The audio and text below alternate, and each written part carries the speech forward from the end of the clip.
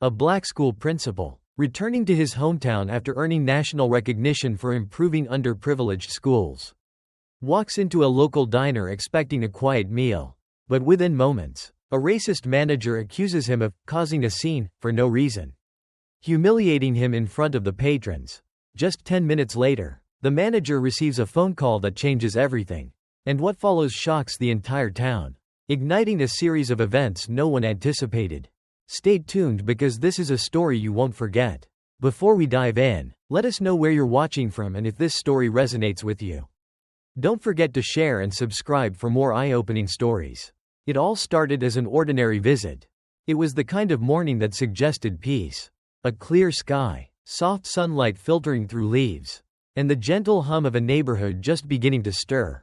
James Thornton adjusted the brim of his hat as he stepped out of his modest but well-kept home. At 58, James had long since learned how to navigate the unspoken rules of his world. He'd earned his place as a respected member of his community, working as a manager at a local hardware store for nearly 2 decades. Yet, every day felt like balancing on a tightrope, the weight of unspoken tensions pressing against his back. The day began as it always did, with James stopping at Mrs. Bell's cafe for coffee. The place was a small-town institution, a meeting ground where locals shared the latest gossip. As James walked in, conversations dipped momentarily, just long enough for him to notice. He nodded politely to familiar faces and made his way to the counter. "Morning, James." Mrs. Bell greeted him with a warm smile. She was a kind woman, but James could see the faint shadow of discomfort in her eyes, an unspoken tension that surfaced when others were watching. "Morning," James replied, placing his usual order. His voice was steady, his posture composed. He knew the dance, the small gestures that made people feel comfortable, the careful tone that ensured he wouldn't be seen as too much. Behind him, the doorbell jingled as a group of construction workers entered, their boots scuffing the floor. James recognized them, regulars who worked on projects in town. Their laughter and loud voices filled the space, drowning out the soft murmur of conversation. One of them, a burly man named Hank, glanced James's way and smirked. "Hey, Thornton," he said, his tone too casual to be friendly. "Still holding down the fort at that hardware store, huh? Good to see you're keeping busy." James turned, offering a polite smile. "Morning, Hank. Always plenty to do." Hank chuckled, his eyes narrowing slightly. "Bet there is. Must be tough, keeping up with everything these days." The words hung in the air, weighted with something unspoken. James held his gaze for a moment, long enough to make Hank shift his footing. Then he turned back to Mrs. Bell, thanking her as she handed him his coffee. By the time James left the cafe, the easy rhythm of the morning had already begun to crack. Outside, a patrol car idled at the curb, its lights off but its presence unmistakable. Officer Greg Leland leaned against the car, sipping coffee from a paper cup. James knew Greg. They'd exchanged polite words at town events, but there was always an undercurrent to their interactions. As James walked by, Greg called out, "Morning, Mr. Thornton." James stopped and tipped his hat. "Morning, Officer Leland. Everything all right?" "Just keeping an eye on things," Greg replied, his tone casual but firm. "You know how it is." James nodded, his expression neutral. He knew better than to press further. The officer's eyes lingered on him a moment too long before turning back to the street. James continued on his way, his coffee warming his hand but failing to ease the cool knot forming in his stomach. He'd long since grown accustomed to these small encounters, the way they layered upon one another, creating an invisible but inescapable burden. It wasn't the overt aggression that stung the most. It was the constant reminders, the subtle ways the world reminded him of his place. Later that morning, as James arrived at the hardware store, he found himself replaying the moments from the cafe and the street. He pushed the thoughts aside, throwing himself into the rhythm of his work. Customers came and went, some friendly, others curt. A middle-aged man with a clipboard appeared, introducing himself as the regional safety inspector. James greeted him politely and led him through the store, answering questions and providing documentation. The inspector's questions grew sharper as they moved through the aisles. "You sure you're following all these safety protocols?" he asked, his tone skeptical. James maintained his composure. "Yes, sir. We've passed every inspection for the last 5 years without issue." I can show you the records. The inspector muttered, jotting something down. I'll need to take a closer look at your inventory logs. Something seems off. James felt his jaw tighten but forced himself to relax. He had nothing to hide. But the insinuation cut deeper than he wanted to admit. By the time the inspector left, the day had taken on a heaviness James couldn't shake. The weight of small, cumulative indignities bore down on him, each moment a reminder that respect and fairness were not always guaranteed, even for someone who had spent his life trying to earn them. That evening, as James sat on his porch watching the sunset, he felt the unease settle deeper. He'd spent his whole life navigating these unspoken tensions, carefully stepping around landmines, building a life on the shifting sands of perception. But lately, the cracks in his patience had begun to show, and as he sipped the last of his coffee, he wondered how much longer he could keep walking the tightrope before the weight became too much to bear. James Thornton's routine had always been his anchor, the rhythm of his days. Coffee at Mrs. Bell's, the morning walk, the steady hum of work at the hardware store, gave him a sense of control in a world that often denied him that luxury. But even the most carefully constructed routines couldn't shield him from the creeping unease that had been building like storm clouds on the horizon. The morning began with a chill in the air, an early harbinger of autumn. James adjusted his tie as he stood outside the hardware store, his keys jangling softly in his hand. The crisp air carried with it a faint sense of foreboding, though James dismissed the feeling as the product of an overactive mind. Inside, the store was quiet, save for the occasional creak of the wooden floors and the low hum of the overhead lights. James busied himself with inventory, his hands moving methodically as he counted screws, bolts, and washers. He found comfort in the precision of the task, the way it required his full attention. His reprieve was interrupted by the sound of the doorbell jingling. James looked up to see a man in his mid-30s entering. His stance casual but his eyes scanning the store with a calculated sharpness. The man was dressed in a plain suit, his tie slightly askew, and carried a clipboard under one arm. "Morning," James greeted him, his voice steady. "Can I help you find something?" The man smiled, though the expression didn't reach his eyes. "I'm Steve Carson, Regional Inventory Compliance, just here for a spot check." James's brow furrowed. Spot checks weren't uncommon, but the tone in Carson's voice set him on edge. "Of course," James said evenly. "Let me know if there's anything you need." Carson didn't respond, instead walking past James and beginning his inspection. James watched him for a moment, his unease growing. He shook it off and returned to his work, reminding himself that he had nothing to hide. But as the morning wore on, Carson's questions became more pointed. "Do you keep all your records here? Or are some off-site?" he asked, his pen poised over the clipboard. "They're all here," James replied. "I can show you the files if you'd like." Carson nodded but didn't take him up on the offer. Instead, he continued his inspection, occasionally making notes but offering no feedback.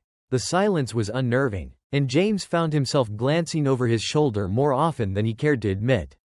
As Carson moved toward the back of the store, James heard the faint buzz of a phone vibrating. He pulled his own phone from his pocket and saw a text from his daughter. "Melanie. Dad, is everything okay? Just saw something weird online." James's chest tightened. Melanie was a journalist, sharp and unrelenting in her pursuit of the truth.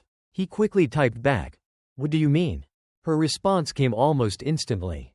"There's a post circulating about the store. Someone claiming you're cutting corners. Just wanted to give you a heads up." James stared at the screen, his pulse quickening. He set his phone down and took a deep breath, willing himself to stay calm. It wouldn't do to jump to conclusions. Still, the timing felt too coincidental to ignore.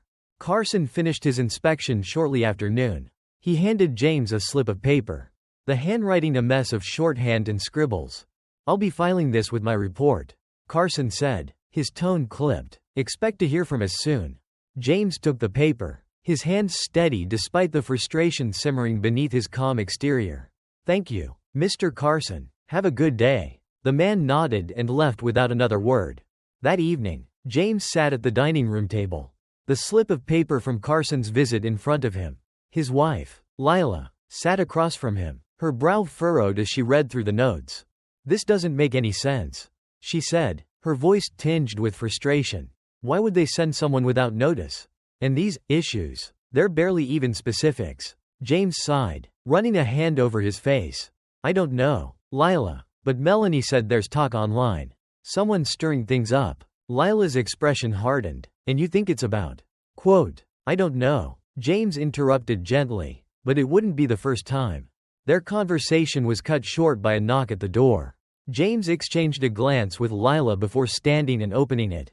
On the porch stood Tom Bennett, one of James's longtime customers and a member of the town council. Evening, James, Tom said, his voice heavy. Mind if I come in? James stepped aside, motioning for Tom to enter. Lila poured him a cup of coffee as he sat down at the table. Tom hesitated before speaking. James, I wanted to talk to you before this got out of hand. There's been talk. People saying your store isn't up to code. That you've been cutting corners. James's jaw tightened, but he kept his voice measured. And do you believe that, Tom? Tom shifted uncomfortably. I don't want to, but you know how it is. Once people start talking, it's hard to get them to stop. James leaned back in his chair, the weight of the day pressing down on him. I've run that store by the book for 20 years. Tom, this isn't about codes or corners. This is about something else. Tom's silence was answer enough. The night ended with James sitting on the porch, staring out into the darkness. The quiet strain of the day had frayed the edges of his composure, leaving him restless and uncertain. He thought about Carson, about the whispers, about the way Tom had avoided his eyes. It was subtle, almost imperceptible, but James knew what it was. He'd spent his whole life navigating the undercurrent of suspicion and doubt. The quiet but persistent narrative that no matter how hard he worked, how much he gave, he'd always be seen as someone to question. And as the night deepened, he couldn't help but wonder if this was the beginning of something larger. Something he couldn't ignore or brush aside. The tightrope was beginning to wobble. And for the first time, James wasn't sure he could keep his balance. The next morning dawned with an overcast sky, the air heavy with the promise of rain. James Thornton arrived at the hardware store earlier than usual, his body moving through the motions with the mechanical precision of habit. He flipped the sign on the door to open, though his mind was far from the nuts and bolts that lined the shelves. It wasn't just the visit from the compliance officer or the cryptic text from Melanie that lingered in his thoughts. It was the weight of Tom Bennett's words, the way they'd sat between them like a stone. James had known Tom for years, watched their children grow up together, exchanged friendly nods at church. But even that familiarity hadn't kept the unease from creeping into their conversation. Tom hadn't come to warn him. He'd come to prepare him. The morning passed slowly. Customers trickled in and out, offering the usual pleasantries, but James couldn't shake the feeling that some of the smiles were tighter than usual. The eyes less willing to meet him. It was the kind of shift that couldn't be named outright, subtle enough to be dismissed by anyone who hadn't lived it. Around noon, the doorbell jingled, and James looked up to see an older woman hesitating in the doorway. She was petite, her gray hair neatly pinned back, and she clutched her purse with both hands as though it might slip away. It was Mrs. Archer, one of his most loyal customers. Morning, Mrs. Archer. James greeted warmly. What can I do for you today? She stepped inside, her movements hesitant. Good morning, James. I just need some garden stakes. Coming right up, James replied. Moving toward the aisle, he retrieved a bundle of stakes and carried them to the counter. As he rang up her purchase, she fidgeted with the clasp of her purse. James, she said after a moment, her voice soft. I've been hearing things about the store. James's hand paused over the register. What kind of things? Mrs. Archer looked down, her voice dropping to a near whisper. That you're in trouble with the city. That they're thinking about shutting you down. James inhaled slowly, steadying himself. I appreciate your concern, Mrs. Archer, but the store's fine. Just a misunderstanding, I'm sure. She nodded but didn't look convinced. Well, I hope it all works out, she said as she handed him the cash. You've always run a good shop, James. Don't let them tell you otherwise. James forced a smile, thanking her as she left. Her words sat heavy in his chest. Them. It was a simple word, but it carried centuries of weight. Later that afternoon, Melanie arrived. She was a flurry of energy, her leather satchel slung over one shoulder and her phone in her hand. She kissed her father on the cheek as she walked past him into the office at the back of the store. You didn't tell me it was this bad, she said, setting her bag down on the desk. James closed the office door behind him. His brow furrowed. I didn't think it was. Melanie raised an eyebrow, her expression skeptical. Dad, there's a post on the community message board accusing you of selling defective products. Another one claims you've been dodging taxes. And that's just the start. James sighed, sinking into the chair opposite her. People will believe what they want to believe. Not if we fight back. Melanie said, her voice firm. We can put out a statement, show receipts, and counter the lies with facts. James shook his head. Melanie, it's not that simple. This isn't just about the store. She stared at him, the weight of his words settling between them. Then what is it about? James hesitated, choosing his words carefully. It's about what I represent to some people. They don't see a business owner who's been here for 20 years. They see a man who doesn't belong. And they'll find an excuse to remind me of that. Melanie's jaw tightened, her frustration evident. That's not right. Dad, you've earned your place here. Maybe, James said softly, but that doesn't mean they'll ever see it that way.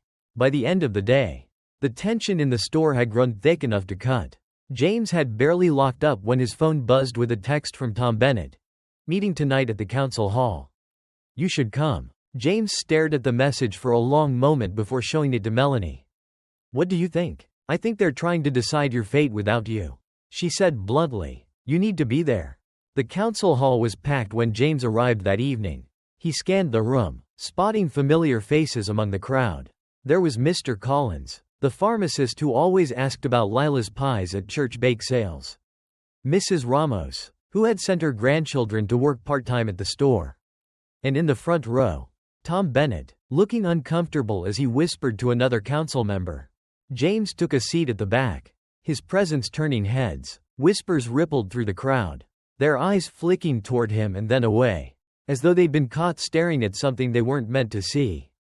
The meeting began with the usual formalities, but it wasn't long before the topic of the hardware store came up. We've received several complaints about Thornton's hardware, one council member said, glancing toward Tom. Allegations of defective products, non-compliance with regulations, and tax irregularities. James felt a wave of indignation rise in his chest. But he kept his expression neutral. Tom cleared his throat. I think we should let Mr. Thornton speak for himself. The room turned to James. He stood slowly, his movements deliberate as he walked to the front. The silence was deafening as he faced the council. His gaze steady. I've run that store for 20 years. He began, his voice calm but resolute. I've followed every regulation, paid every tax, and built relationships with this community. These accusations, they're not just about my store. They're about undermining everything I've worked for. His words hung in the air. And for a moment, no one responded. Then, from the back of the room, someone muttered, maybe you shouldn't have come here in the first place. The tension snapped like a rubber band, the room breaking into murmurs and shifting uneasily. James's gaze swept the crowd, his chest tightening at the realization that the battle ahead was going to be harder than he'd thought. And yet, as he looked out at the faces before him, he felt something else rise within him. A quiet, unyielding determination. This wasn't just about the store. It was about standing his ground. About refusing to let the invisible lines they tried to draw define him. The storm was here, and James Thornton was ready to face it. The council meeting ended in a tense, uncertain quiet. James Thornton walked back to his car under the pale light of street lamps. The sound of his shoes against the pavement echoing in the stillness. The night air was crisp, but he barely felt it. His mind was a storm, churning with the unspoken accusations and the murmured doubts that had filled the room. Melanie had stayed behind, lingering near Tom Bennett to press for details. James hadn't wanted her to get involved, but Melanie wasn't one to sit idle. He admired her resolve, though he worried about what it might cost her. When he reached the car, his phone buzzed. It was a text from Melanie. Meeting with Tom went late. I'll fill you in tomorrow. Get some rest, Dad. James didn't respond. Rest felt like a distant memory, something reserved for a life less complicated. He sat in the driver's seat for a long moment, gripping the wheel tightly. Then, with a steadying breath, he started the car and drove home. The next morning brought rain, steady and cold, drumming against the store's windows as James opened up. The gray skies mirrored his mood, but he forced himself into the rhythm of work. He restocked shelves, sorted invoices, and greeted customers with a smile that didn't quite reach his eyes. By midday, Melanie arrived, her expression tight. She carried a folder tucked under her arm and set it on the counter with deliberate care. "What's this?" James asked, wiping his hands on a rag. "Notes from last night," she said. "Tom gave me some insight into what we're dealing with." James opened the folder, skimming the papers inside. It was a mix of complaint forms, council memos, and copies of online posts. Each one painted a damning picture of his business. Allegations of overcharging, faulty products, even accusations of treating customers unfairly. "They're building a case against me," James said, his voice low. Melanie nodded. "And they're not being subtle about it." He set the folder down, leaning heavily on the counter. "This isn't about the store," he said quietly. "It's about who they think I am." Melanie crossed her arms. "Then we show them who you really are. We fight back." The fight began with small steps. Melanie reached out to loyal customers, gathering testimonials about the store's integrity. James called his accountant to ensure all his financial records were in perfect order. They crafted a statement addressing the accusations and shared it online, hoping to counter the narrative spreading in whispers. But even as they pushed forward, resistance met them at every turn. One afternoon, James walked into the local diner for lunch, a place where he'd been a regular for years. The usual warmth of the staff was missing. The waitress, who had always greeted him with a smile, barely looked at him as she took his order.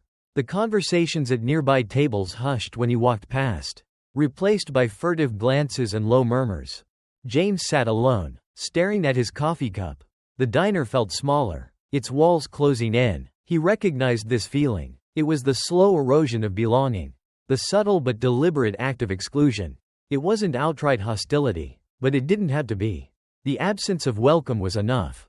By the time he returned to the store, James's mood was dark. He found Melanie at the counter, reviewing a stack of papers. She looked up as he walked in, immediately sensing his frustration. "What happened?" she asked. "Nothing," James said curtly, setting his keys down with more force than necessary. Melanie frowned but didn't press.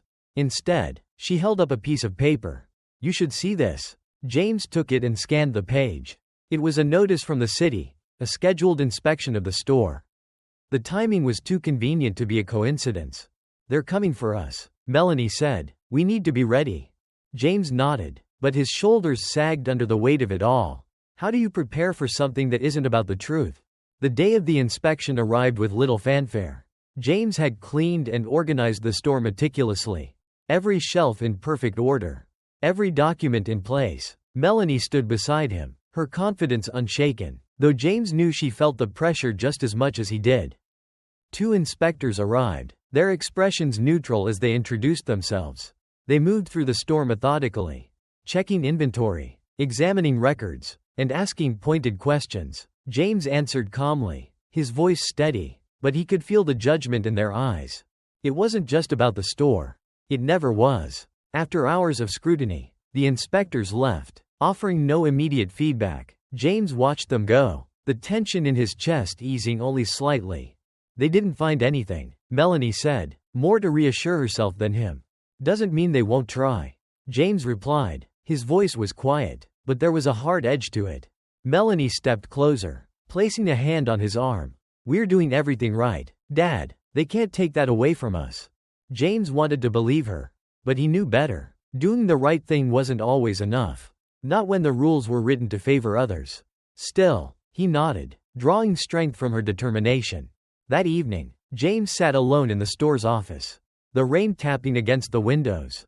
He stared at the photograph on his desk, a picture of him, Melanie, and Lila standing in front of the store on its opening day. They had been so proud, so full of hope. He wanted to hold on to that feeling, but it felt farther away with each passing day. His phone buzzed, breaking his thoughts. It was a message from Tom Bennett. "Things are heating up. Call me." James stared at the screen, his jaw tightening. He knew the battle was far from over, and as much as he wanted to retreat, to protect himself and his family, he couldn't. Not now. The fight wasn't just for the store. It was for his name, his dignity, and his right to stand tall in a world that sought to diminish him. James Thornton squared his shoulders. the quiet fire in his chest burning brighter. The storm was raging, but he would not be swept away. The morning dawned cold and gray, the kind of weather that seemed to seep into the bones. James Thornton stood at the front of his store, watching the world outside through the glass doors. Customers trickled in, some offering tight smiles that didn't quite meet their eyes. Others avoided eye contact altogether, rushing through their purchases as though their presence here might cost them. James had grown used to the quiet avoidance, the subtle shifts in demeanor that followed the recent rumors. Still, he couldn't ignore how it gnawed at him. The store had always been more than a place of business. It was a lifeline, a beacon of connection in a community he once thought he understood. Melanie arrived shortly after opening, carrying a laptop bag and a steaming cup of coffee. She greeted her father with a soft smile. Through her eyes carried a weight he recognized all too well. "Tom called this morning," she said, setting her bag on the counter. "He's hearing whispers about the city council meeting next week. They're planning something." James frowned. "Something like what?" Melanie shrugged, her frustration evident. "He doesn't know yet, but it sounds like they're digging for more reasons to put pressure on us." James's jaw tightened. "Let them dig. They won't find anything. That doesn't mean they won't make something up," Melanie countered, her voice quiet but firm. The rest of the day passed in a haze of cautious glances and whispered conversations. James busied himself with restocking shelves and greeting customers. But his mind was elsewhere. Melanie worked tirelessly in the back office, combing through financial records and drafting letters to the council. They were bracing for a fight, though neither of them fully understood the scale of it yet. Late in the afternoon, a familiar face walked through the door, Reverend Samuel Hayes, a towering figure with a deep, resonant voice that commanded respect. He had been a customer of James's for years and a vocal supporter of the store in its early days. "Reverend Hayes," James greeted him warmly, extending a hand. "It's good to see you." The Reverend shook his hand, his grip firm. "James, I've been meaning to stop by. I've been hearing things, and I wanted to check on you." James led him to a small table near the back, away from the few customers browsing the aisles. They sat down, and James exhaled deeply. "I appreciate you coming by," he said. "It's been challenging." The Reverend nodded. "I've heard about the rumors, the accusations. It's not right. James, you've done good work here. That doesn't seem to matter to some people." James replied bitterly. "It feels like they've already made up their minds about me." The Reverend leaned forward, his expression grave. "That's the thing about these kinds of battles. They're never really about you. They're about what you represent." James looked away, his hands tightening into fists. "I'm tired of being a representation. I'm just trying to live my life, run my business." "I know," Reverend Hayes said gently, "but the world doesn't always give us that choice. Sometimes, we have to stand up, not just for ourselves but for everyone who comes after us." As evening fell, Melanie joined them at the table, her laptop open and papers spread out before her. The three of them worked late into the night, strategizing and preparing for the coming week. Reverend Hayes offered to rally community support, promising to speak at the council meeting on James's behalf. It was a small comfort, but it gave James a flicker of hope. The next morning brought another challenge. James arrived at the store to find graffiti scrawled across the front window. "Go back to where you came from." The words hit him like a physical blow. He stood frozen, staring at the hateful message as a knot of anger and sorrow tightened in his chest. A few passers-by stopped to look, their expressions a mix of curiosity and unease. Melanie arrived moments later, her face falling as she took in the scene. "We'll clean it up," she said quickly, her voice trembling with suppressed rage. James shook his head. "Leave it, Dad." "I said leave it," he repeated, his voice firm. "Let them see what we're dealing with." Word of the graffiti spread quickly. By midday, a small crowd had gathered outside the store. Some came to offer support, while others stood at a distance, their faces unreadable. James greeted each person who approached, his demeanor calm but resolute. Reporters showed up next, their cameras capturing the scene as James spoke briefly about the vandalism. He refused to be drawn into a debate, choosing his words carefully. "This isn't just about my store," he said. "It's about the kind of community we want to build. Hate has no place here, and I won't let it define us." That evening, Melanie received an email from a local journalist who had been following their story. Attached was a draft of an article about the store and the backlash it was facing. The journalist wanted their input before publishing. Melanie shared the article with James, and they read it together in the quiet of the back office. It was balanced, highlighting both the challenges they faced and the resilience they displayed.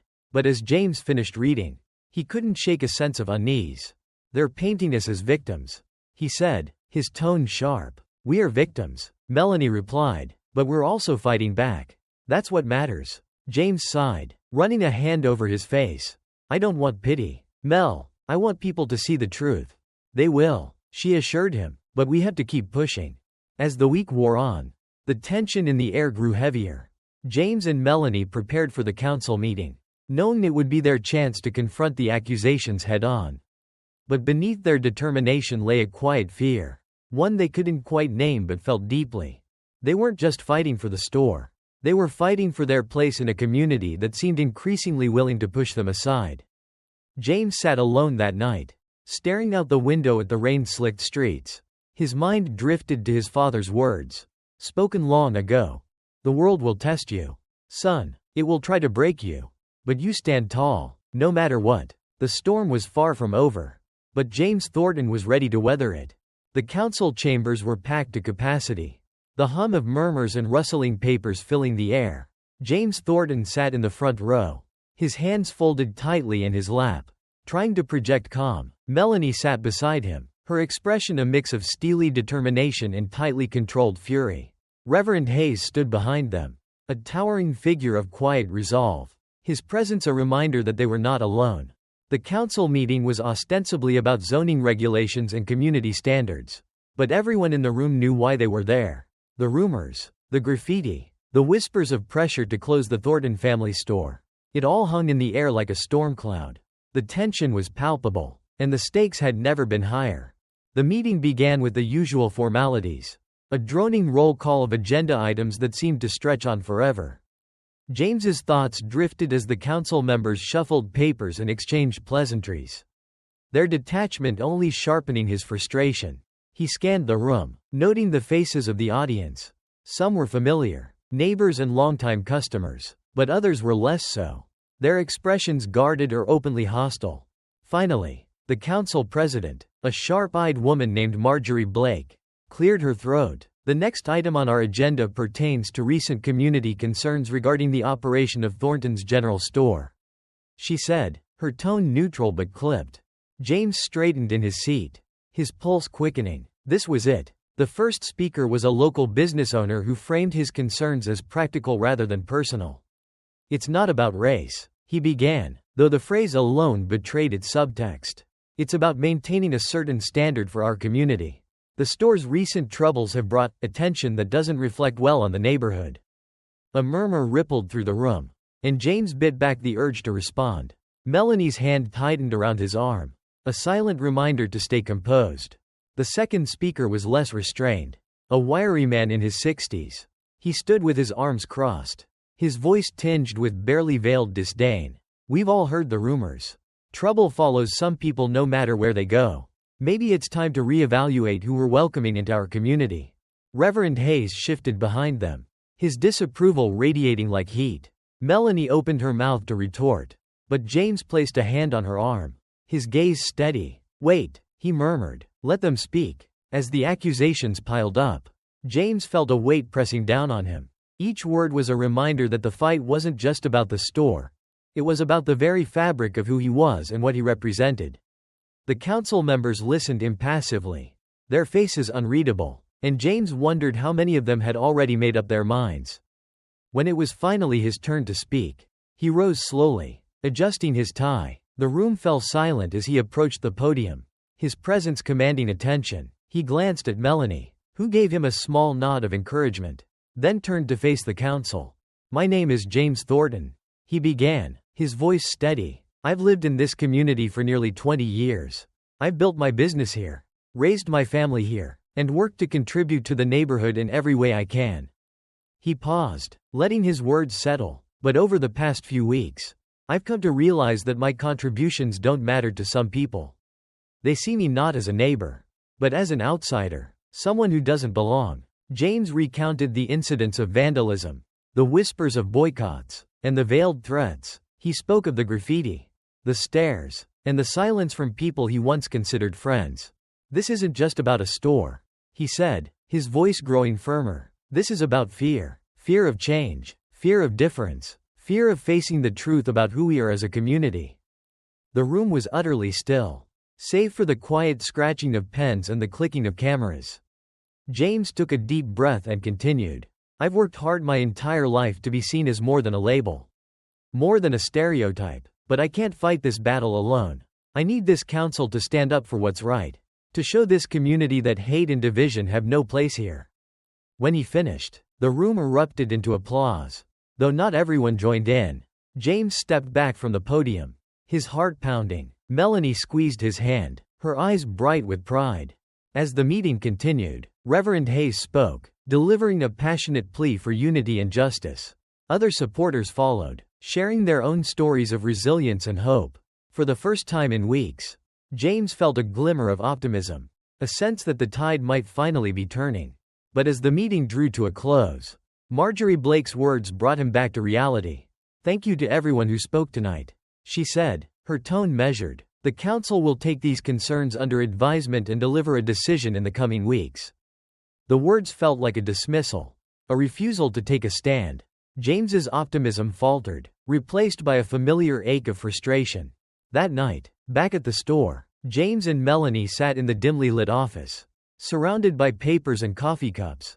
They spoke little, the weight of the evening pressing down on them.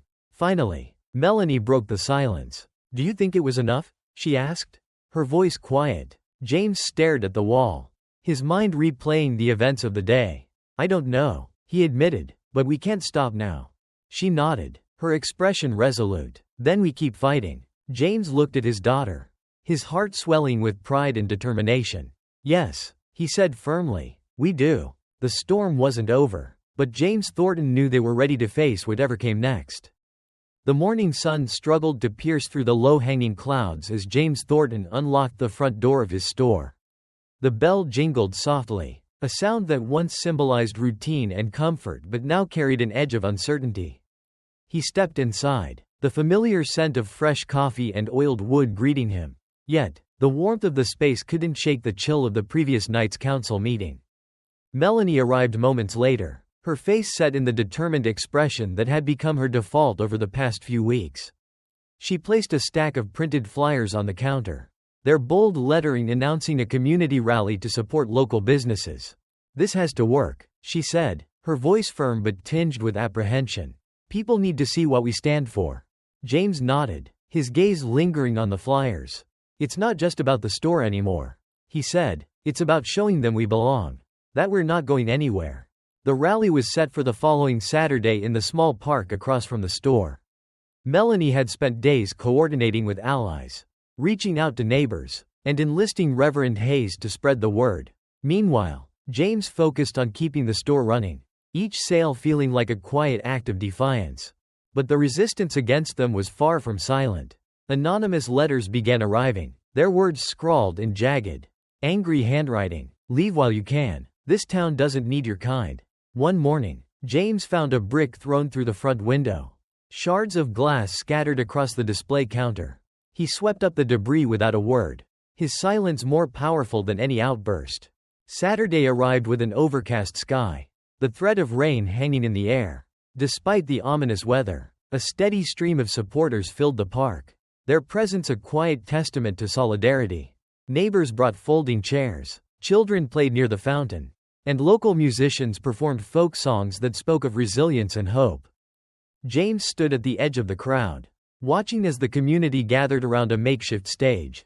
Melanie stood at his side, clipboard in hand, her eyes scanning the scene with a mixture of pride and nervous energy. Do you think they'll come? She asked quietly. James didn't need to ask who she meant. The opposition, the faces that glared at him from across the street, the voices that whispered behind his back, had made their disdain clear. He looked at her, his expression steady. If they do, we'll be ready. The rally began with Reverend Hayes leading a prayer, his deep voice resonating through the park. We are here not to divide, he said, but to unite, not to fight, but to heal. One by one, Speakers took the stage. A young teacher spoke of the importance of diversity in schools. A retired nurse shared her memories of integrating the town's hospital decades earlier. Melanie delivered a powerful speech about the value of community. Her words met with enthusiastic applause. When it was James's turn, he climbed the steps slowly, his presence commanding attention. He looked out over the crowd, the faces of friends, allies, and strangers gazing back at him. This store, he began, his voice steady, is more than just a place to buy groceries or grab a cup of coffee.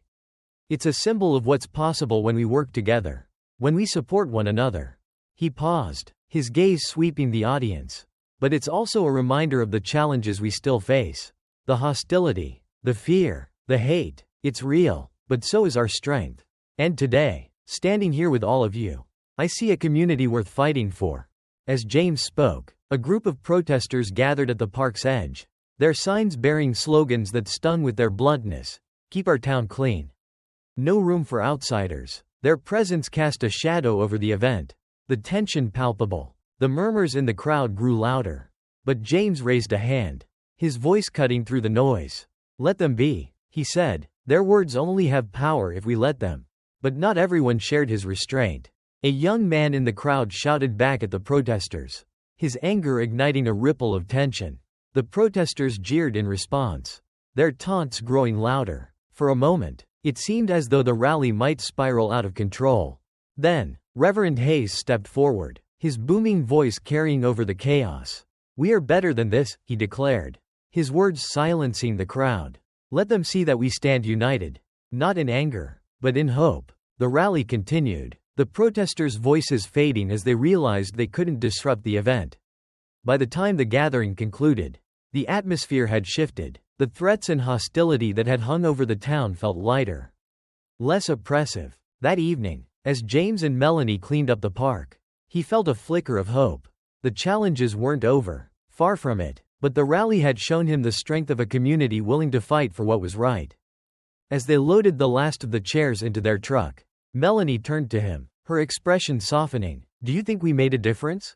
James looked out at the empty park, the echoes of the day still lingering in the air. I think we've shown them who we are, he said, and that's a start. The dawn broke over the small town, the first rays of sunlight streaming through the windows of Thornton's store. James stood at the counter, staring at the familiar space as if seeing it anew. The rally had left an undeniable mark, not just on the community, but on him. The cracks in the front window had been patched, the glass replaced, but the scars of recent weeks lingered, a quiet reminder of what was at stake. Melanie arrived shortly after, carrying a stack of newspapers. The headline on the front page read, Rally Sparks Hope in Divided Town. She set them down on the counter and gave James a small smile. They wrote about us, she said, flipping open the paper. It's a fair piece. Talks about the support we've received and the challenges we're still facing. James scanned the article, his expression unreadable. It's not over, he said quietly, folding the paper and placing it aside. You know that, right? Melanie nodded. But it's a step, and sometimes, a step is all we need. That afternoon, a man James had never seen before walked into the store. He was older, his lined face framed by gray hair and a weathered hat. He approached the counter hesitantly, his hands fidgeting as if unsure whether he should stay. Can I help you? James asked, his tone neutral but polite. The man nodded slowly. Name's Tom Harris, he said, his voice rough with age. I saw the article, thought I'd come see for myself. James raised an eyebrow. See what? Tom hesitated, then gestured to the store. What you're trying to do here? James studied him for a moment, trying to gauge his intentions. And what do you think I'm trying to do? Tom met his gaze. Show us that we can be better than we've been. The words hung in the air, heavier than James expected. He nodded slowly, extending a hand. Well, you're welcome here, Mr. Harris. Tom took his hand, his grip firm but tentative. Call me Tom, he said, and I hope you're right. The next few weeks were a whirlwind of activity. Customers began trickling back into the store, their cautious steps giving way to warm greetings. Melanie worked tirelessly to rebuild relationships with local suppliers, while James focused on fostering a sense of trust among the regulars who had stuck by them. But the progress wasn't without setbacks. One afternoon, James noticed a young boy, no older than 10, standing outside the store, staring at the window. When James stepped outside to greet him, the boy flinched, his eyes darting to the ground. "It's okay," James said gently, crouching to the boy's level. "You can come in if you want." The boy shook his head, his voice barely above a whisper. "My dad said I'm not supposed to." James felt a pang in his chest, but he forced a smile. "Well, if you ever change your mind, you'll be welcome here." The boy looked up briefly, his eyes filled with curiosity and fear, before turning and running off. One evening, James and Melanie sat together in the back office, going over the store's finances. The numbers weren't promising, but they weren't as dire as they'd been a month ago. "We're holding on," Melanie said, her tone cautiously optimistic. James nodded, but his thoughts were elsewhere. "It's not just about the store anymore," he said. "It's about what it represents." Melanie sighed, leaning back in her chair. "And what does it represent, James?" He looked at her, his expression resolute. "A chance for people to see each other differently. To see what we could be, if we tried." The next day, the mayor called an emergency town meeting to address the growing tensions. James was invited to speak, a gesture that felt both meaningful and loaded. He spent the day preparing, knowing his words would carry weight no matter how they were received. The meeting was held in the high school gymnasium, the room filled with a mix of familiar and unfamiliar faces. Some nodded in acknowledgement as James took his seat, others avoided his gaze entirely. When his turn came to speak, James stood at the podium, his hands gripping the edges as he surveyed the crowd. He took a deep breath and began. "I'm not here to convince anyone of who I am or what I stand for," he said, his voice steady but firm. "You already know that. What I'm here to ask is this: what kind of town do we want to be?" Murmurs rippled through the room, but James pressed on. "Do we want to be the kind of place that turns its back on people because they're different? Or do we want to be a community that stands together, even when it's hard?" He paused, his gaze sweeping the crowd. "I've seen what fear can do. It divides us, blinds us, makes us forget what we have in common. But I've also seen what hope can do. And hope starts with listening, with understanding." The room fell silent, the weight of his words settling over the crowd. James stepped back from the podium, his heart pounding in his chest. He didn't know if his message had landed, but he knew he had spoken his truth. In the days that followed, small but significant changes began to take shape. Tom Harris returned to the store, this time with a friend in tow. The young boy who had hesitated outside finally came in with his mother, who gave James an apologetic smile as she browsed the aisles. And though the opposition didn't disappear entirely, their voices grew quieter, their influence waning in the face of a community slowly coming together. One evening, James stood outside the store, watching the sun dip below the horizon. Melanie joined him, a cup of coffee in hand. "Do you think we've made a difference?" she asked, her voice soft. James smiled faintly, his eyes fixed on the fading light. "I think we've started something," he said, "and sometimes, starting is the hardest part." As the first stars appeared in the sky, James felt a quiet sense of resolve. The challenges weren't over. There would always be more battles to fight, more hearts to change, but for the first time in a long time, he believed the fight was worth it.